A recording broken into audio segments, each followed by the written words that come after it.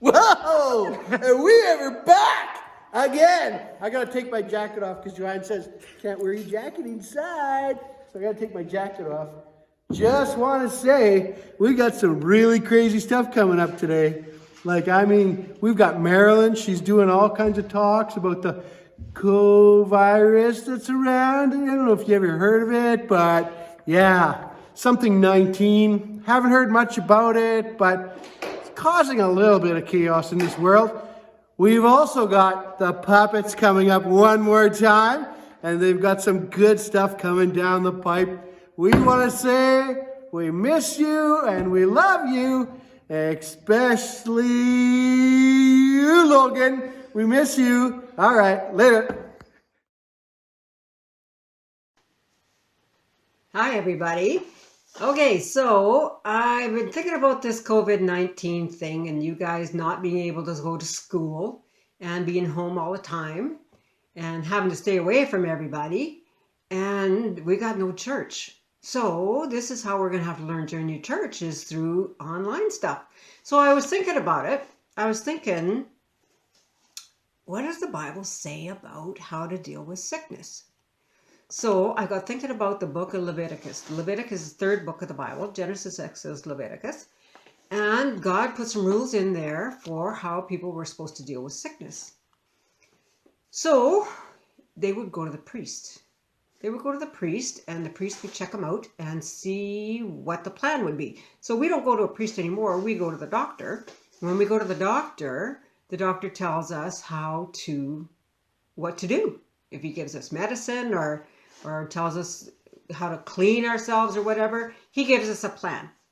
So in Leviticus, they were told many, many, many times to clean themselves. To clean things. You had to wash your clothes. Sometimes if you got like drainage or anything on your clothes, then you had to burn your clothes. And lots of times they said, take a bath. And then a lot of people were put in isolation. That's where they had to go away by themselves so that what they had wouldn't be passed on to other people. So they would lots of times be put in 7 days of isolation. That's a whole week. And then they would come out after the 7 days, and the priest would check them again. And they would have to go back in for another 7 days if they weren't healthy. So, and also the people that took care of them had to go in and take care of them. And then when they come out, they would have to wash themselves, and they'd have to stay by themselves for a while too, isolate themselves. Lots of times it said till the end of the day, you had to isolate yourself. And then after the people were better, when it was all over, they would have to go and pray. They would have to pray thanksgiving to God for making them better. So now when I look at COVID-19, we got a lot of things that they're telling us to do too.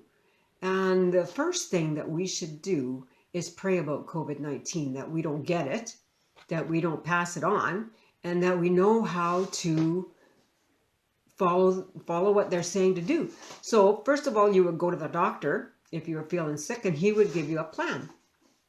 That on the TV, they're telling us all the time, we need to clean things. We need to clean our food. We need to clean our toys, our things, our house, our doorknobs, our car doorknobs, and we need to clean ourselves. You need to have a bath. Wash your hands. A lot of people are wearing masks, and a lot of people are wearing gloves so that they don't get the disease and they don't pass the disease on to somebody else. So we need to wash our hands. And when we sneeze, we don't just sneeze out all over everything. We sneeze into Kleenex, and we sneeze into our sleeve. And we're told to isolate. We're supposed to stay away from other people. The people that you live with, you can be around all the time. But the people who don't live in your house, we need to be 6 feet away from them. So what do you think 6 feet looks like? Well, I looked it up. 6 feet is like the length of your bed if you have a normal size bed. And 6 feet is the length of your bathtub. So you just have to keep that in mind. And on TV, they're also telling us you only go out for essential things. That means things that you have to have. One person goes for groceries. So if your mom goes for groceries, then you guys have to stay home. Just one person goes for groceries. We can't go to school. Can't go to school. We have to learn from home, just like you're learning junior church from home on your computers. And a lot of parents aren't going to work. They can't go to work. And some people have to go to work because they're essential.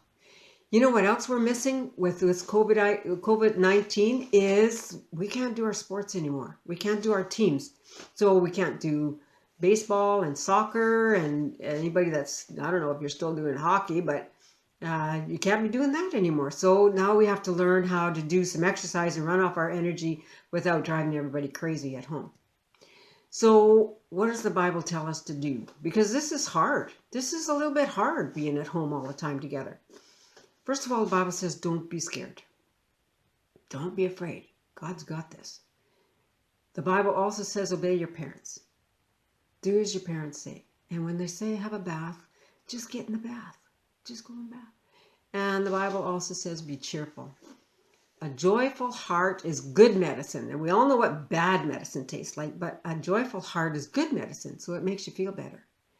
So if I can, I'm going to figure out how to send a picture of myself when I go to work, because I'm a nurse and I have to dress up when I go to work. I have to put a mask on and eye gear. So have a good week, guys. Bye-bye.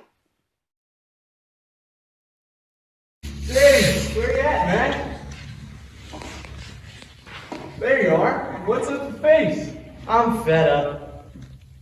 Someone raid your piggy bank?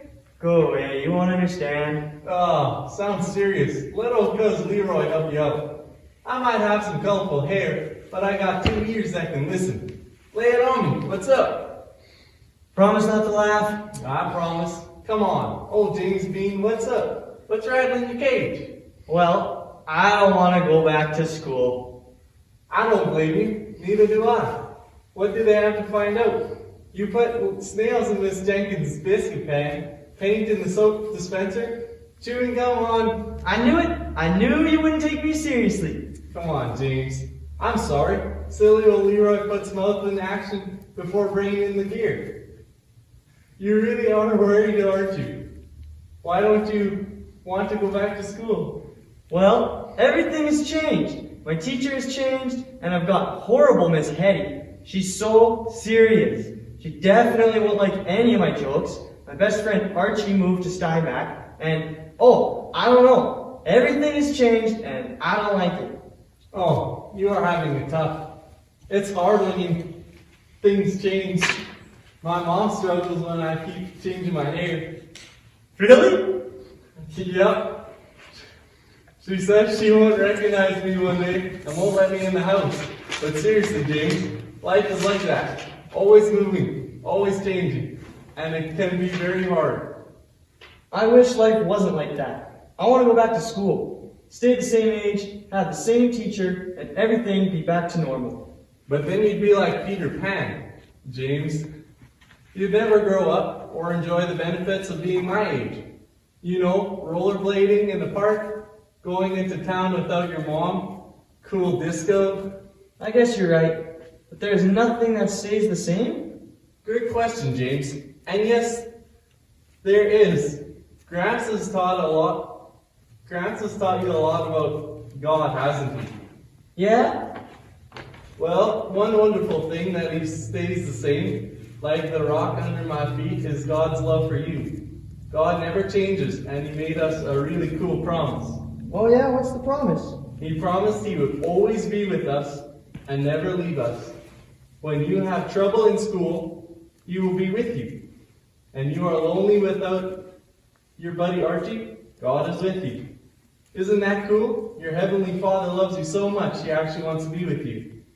Yeah, Leroy, that is cool. I'm feeling much better. I think I'll go color my hair like yours. I bet Miss Hetty would love that. Yeah, I think you better go check with your mom first.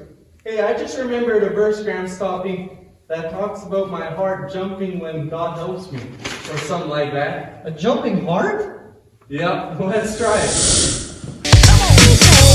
The Lord is my strength and my shield. Shield, shield, shield. My heart trusts in him and he helps me. My heart. My heart leaps for joy and with my song I praise him. What?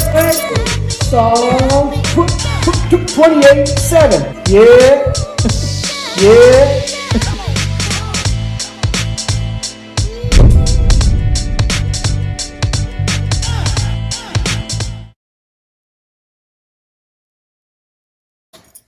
Oh, hi, Felicia.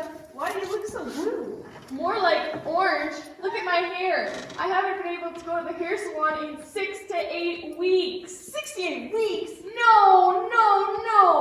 6 to 8 weeks. Oh, well, you know, I know a guy. You do? I do. Follow me. Okay.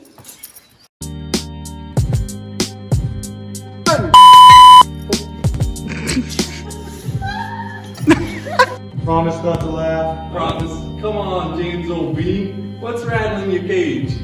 Hold on 1 second. I lost my sniffer. Wait, start again.